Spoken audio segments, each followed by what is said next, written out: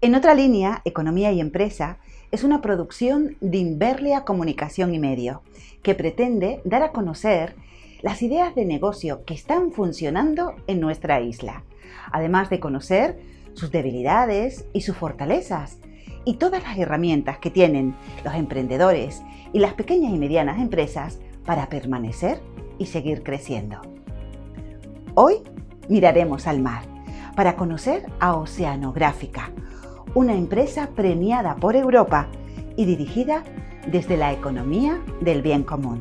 Desde Inverlia Comunicación y Medio esperamos que este espacio sirva para divulgar todo el esfuerzo y la labor de muchos empresarios de Gran Canaria por seguir creando puestos de trabajo y fortaleciendo nuestra economía. Hoy nos encontramos en el Polígono Industrial del Goro para visitar las oficinas de Oceanográfica, una empresa de divulgación científica fundada en 2002 por Arturo Boira y Cristina Fernández, dos licenciados en Ciencias del Mar.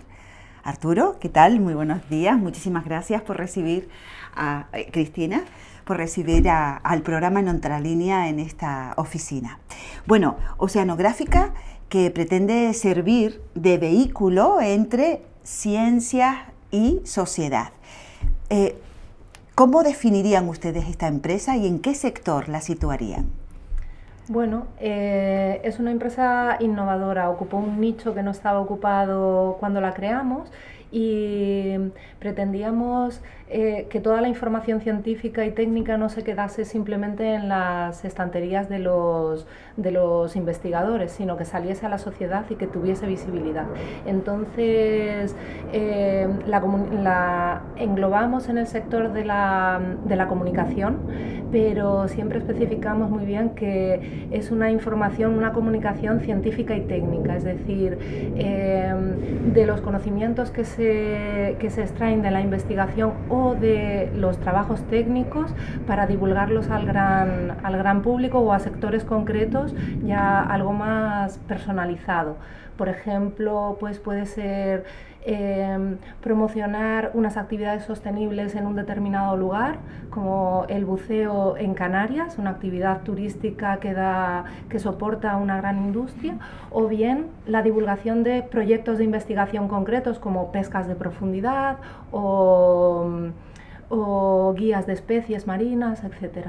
O sea que siempre estamos hablando del mar como protagonista en la comunicación. Sí, es el marco que nos engloba. A veces hacemos cosas puntuales que hay interacción entre los ecosistemas terrestres y marinos, pero nuestro gran fuerte es el mar.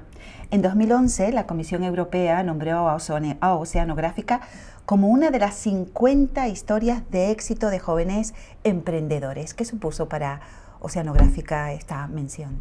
Hombre, desde luego fue una sorpresa porque era algo a lo que nosotros no habíamos soltado, sino que alguien escuchó hablar de nosotros y vino a nosotros y bueno, nos mencionó.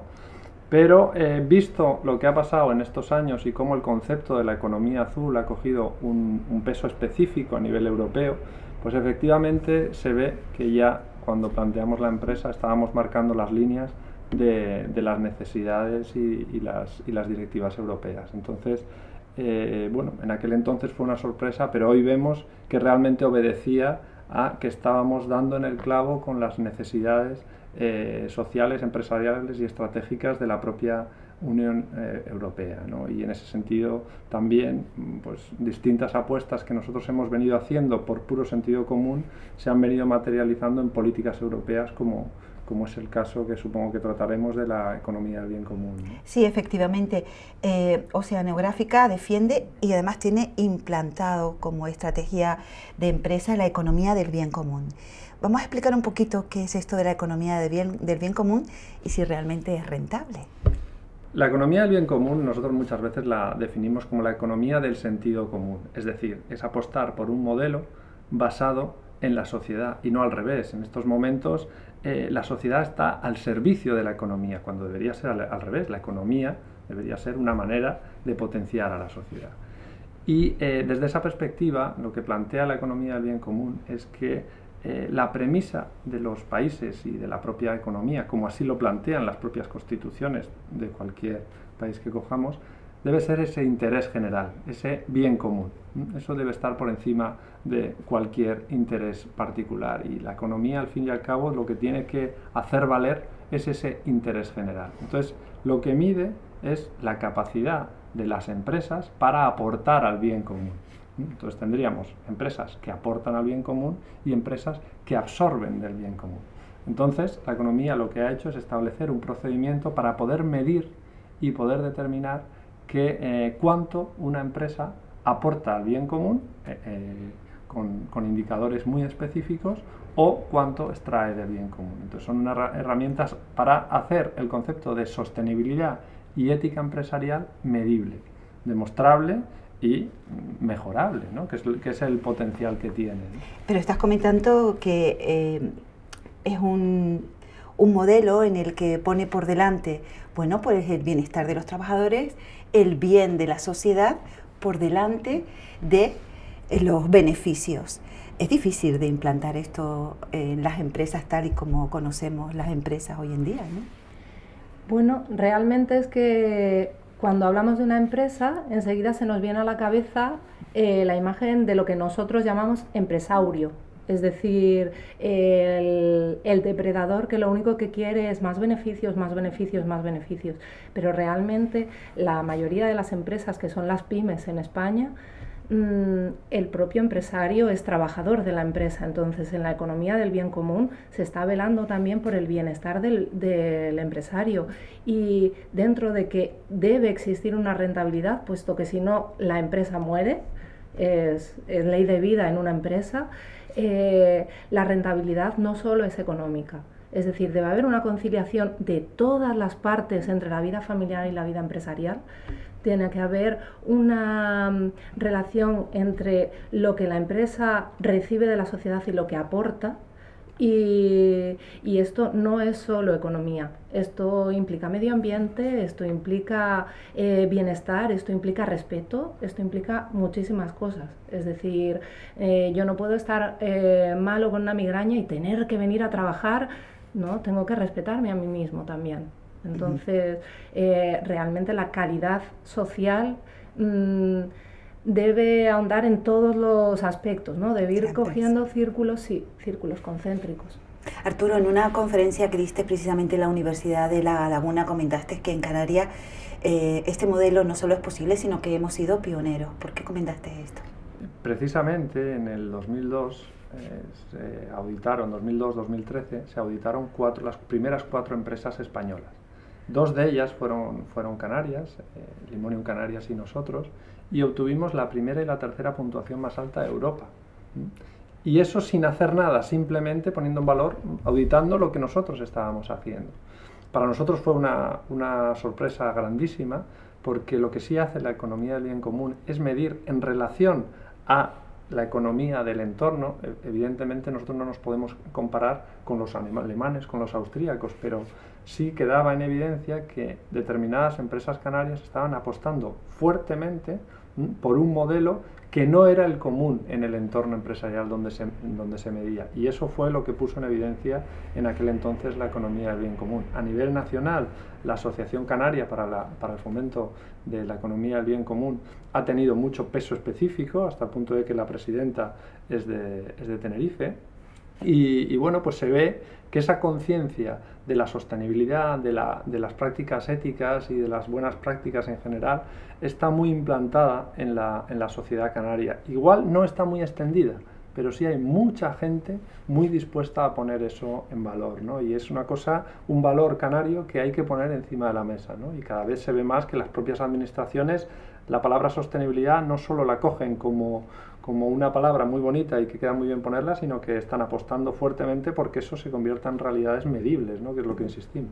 ¿Y la economía del bien común está implantada de una forma ya fuerte en Europa, o todavía estamos en los primeritos pasos? Hombre, inevitablemente es algo que resulta bastante novedoso, y muchas veces para el concepto económico general resulta llamativo, ¿no? La felicidad como objetivo en la práctica empresarial. Dices, ¿qué es eso?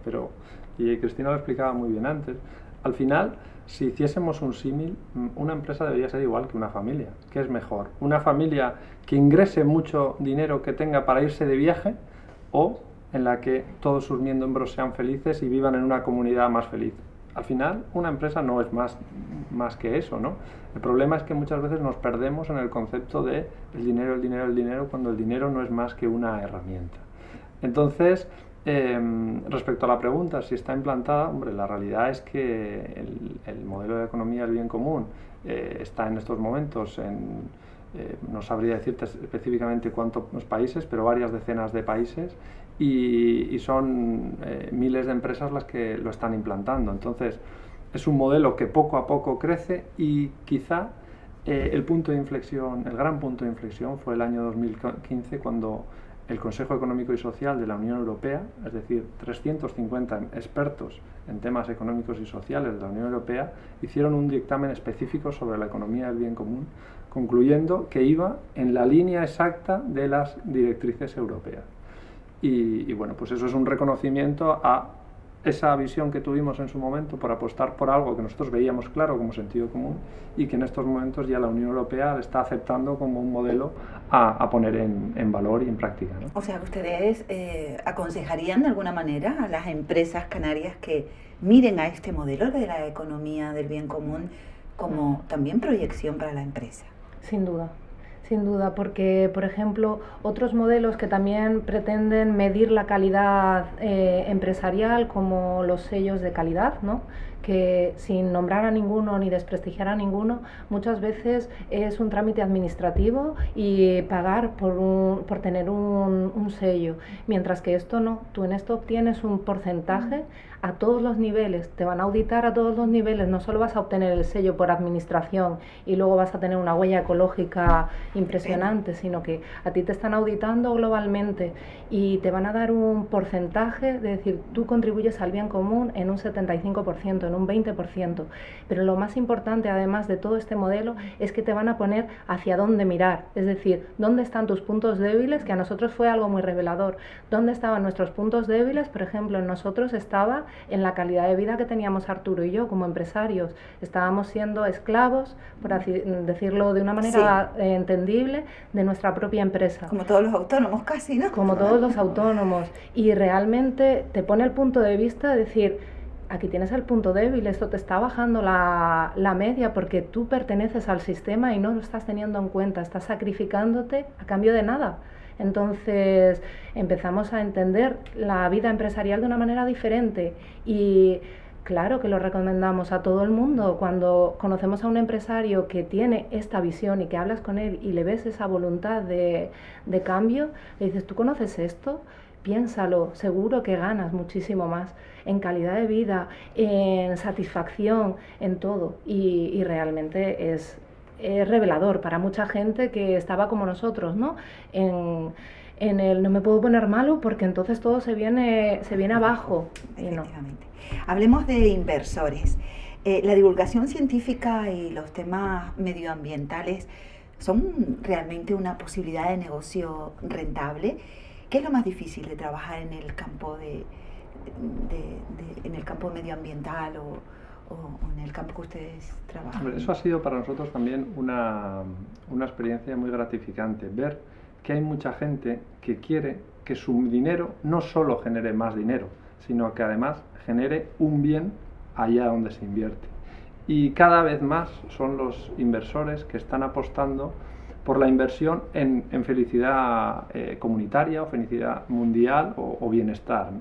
Entonces, este tipo de modelos, este tipo de empresas, por lo que apuestan es por el beneficio real, no solo el beneficio económico, sino un beneficio que realmente sea sostenible. Global. Claro, claro. Entonces, desde luego que aquellos inversores que quieran que su dinero solo genere dinero, difícilmente van a apostar por lo verde, por lo sostenible, porque solo se van a quedar en la perspectiva económica. Pero quien quiera que su dinero realmente contribuya a la sostenibilidad, sin lugar a duda va a apostar por este modelo.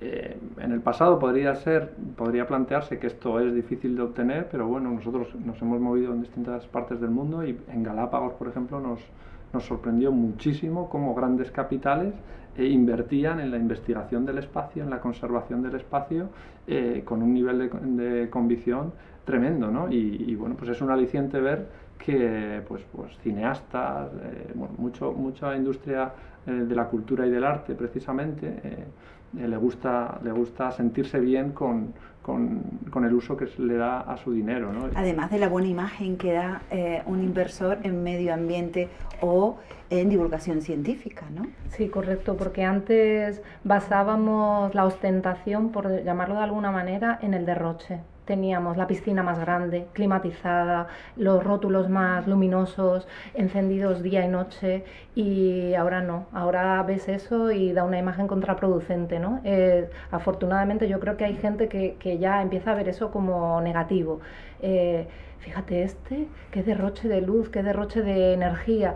Y bueno, hoy en día ya se empieza a pensar más en el equilibrio y en el aprovechamiento o en la eficacia de la energía. Energía llamada a todos los sentidos, desde luz, calor, residuos, de todo. La ostentación ya no es un valor, ahora es un hándicap.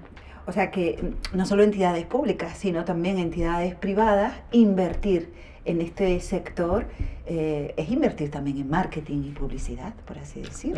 Eso por supuesto, ¿no? Eso no hay duda de que invertir en esto es parte de una responsabilidad social corporativa, ¿no? Lo que pasa que, bueno, pues nuestra inquietud es ir más allá de la imagen y por conciencia, al convencimiento, ¿no? O sea, esto lo hacemos porque creemos en ello y porque es lo que nos gustaría para nuestros hijos y los hijos de otras personas. Pero las inversiones que se hagan en este campo a medio plazo pueden traer beneficios, que es lo que realmente quiere un inversor. Sí, por supuesto. Por ejemplo, hay inversiones en conservación, pero hay también inversiones en divulgación científica que son muy rentables. Hay muchísima necesidad de materiales de divulgación, tipo libros, documentales, etcétera, que realmente luego se rentabilizan económicamente. Nosotros, por ejemplo, ahora estamos haciendo una inversión muy potente en reeditar una guía y estamos convencidos de que vamos a obtener luego todo lo que invertamos y algún beneficio. Entonces, ya no es solo una cuestión de imagen, también es una cuestión de rentabilidad económica y una cuestión de que el conocimiento, la información y la conservación vende. Bueno, Oceanográfica, que está trabajando desde hace algunos años en un proyecto llamado Ecoáreas Mar de Todos, y que además cuenta con la colaboración o la participación de la Unión Europea y el Gobierno de Canarias. Ecoáreas Mar de Todos, cuéntanos un poquito de qué va este proyecto. Hombre, este proyecto es la conclusión de todo ese trabajo que hemos hecho para científicos, para administraciones de todo el archipiélago e incluso de otras partes del mundo, en la que al final ves que todos te encargan lo mismo, todos te encargan acciones que contribuyan a la sostenibilidad. En nuestro caso, como nos hemos especializado en el medio marino, pues todas ellas intentaban contribuir a la sostenibilidad de los entornos costeros. Y precisamente uniendo el aprendizaje que ha sido el medir la actividad empresarial desde la perspectiva de la economía del bien común, decidimos establecer un modelo en el que la colaboración entre los usuarios de los espacios pudiese medir cómo de sostenible era un entorno costero. Y así empezamos con un proyecto que se llamaba Microáreas y ahora ha evolucionado a un concepto mucho más amplio y mucho más flexible, que es el de Ecoáreas Mar de Todos. Y como su propio nombre indica, lo que pretende es poner en valor ese mar que compartimos, dar todos un poquito de nuestro interés particular en beneficio de la colectividad y conseguir unos entornos costeros con mayor capacidad de generar economía, mejor conservados y con unas estructuras sociales mucho más sólidas e ilusionantes, ¿no? Que al fin y al cabo es vital también en estos procesos. Interesante que sea la Consejería de Turismo y no de Medio Ambiente la que esté trabajando con ustedes en este proyecto. Hombre, desde luego eso ha sido crucial, ¿no? Porque al fin y al cabo es apostar por un modelo turístico que no es el que hemos tenido hasta ahora, ¿no? Y eso es importantísimo, que una de las grandes consejerías diga, no, aquí está nuestro futuro, en apostar por seguir manteniendo un turismo, pero un turismo de alta calidad que preserve el espacio tan privilegiado como tenemos, ¿no? Que es nuestra naturaleza, porque el sol y playa no deja de ser naturaleza, y más en una perspectiva, tenemos el mejor clima del mundo y la gran amenaza de la que se habla es del cambio climático. Entonces somos los primeros que nos tenemos que poner las pilas en combatir esa amenaza que se cierne sobre nuestro futuro. Y antes mencionábamos Galápagos. Galápagos es un muy buen modelo de ejemplo para ver que la conservación da dinero. En Galápagos, solamente por bajarte del avión pagas 100 euros para la conservación, y te tienes que mover por cualquier sitio que no sea las poblaciones con un guía local que te va indicando todo. No quiero llegar a ese extremo porque evidentemente nosotros no tenemos el grado de conservación que tienen ellos allí, ni la exuberancia, pero realmente que sea turismo y no medio ambiente no es la conservación por la conservación, es la conservación integrada en la economía. Y es generar la sinergia de voluntades para que todo sea posible y rentable. Entonces, realmente estamos hablando también de un modelo económico. En este proyecto que empezará a ver luz en la playa de las Canteras, creo, ¿no, Arturo? Hombre, el proyecto ha tenido mucho recorrido, muchas iniciativas, ya hubo otras entidades que empezaron mucho antes que el proyecto Microáreas incluso, y bueno, pues la idea es, cuando empecemos ya a implantar los proyectos piloto, hacerlo en las 8 islas habitadas, hacer una prueba piloto en cada una de ellas y aprender entre todos, porque la estrategia en red es quizá uno de sus valores más importantes, entre de distintas formas llegar a un mismo punto, y es a zonas costeras más conservadas y más sostenibles. ¿Qué se quedan con toda esta experiencia de estos 16, 17 años de oceanografía? Yo creo que hay un comentario de mi madre que es revelador. Al principio no entendían lo que hacíamos, pero ¿a qué os dedicáis? ¿Pero qué hacéis? Os vais a dar una torta impresionante. Y ahora nos dice, yo creo que sigue sin entender muy bien a qué nos dedicamos, pero nos dice, es que vosotros sois muy afortunados. ¿Sabes? Ya lo ve como una realidad implantada, sólida, no lo ve como un sueño de dos personas que están empezando y que dicen, ¿estos dónde van? Se van a meter la castaña. Y sin embargo se ha tenido que rendir a la evidencia de, pues algo de idea han debido tener que ha cuajado. O sea, es un ejemplo oceanográfica de hacer realidad una idea que tienes. Sí. No solo una realidad, sino un sueño, porque empezamos con una empresa muy idealista y hemos conseguido poner encima de la mesa una realidad que ya es ejemplo para otros modelos, que somos ejemplo a nivel nacional, incluso que a nivel internacional se nos cita para determinadas acciones. O sea que está claro que perseguir tus sueños es la mejor inversión posible. Sí.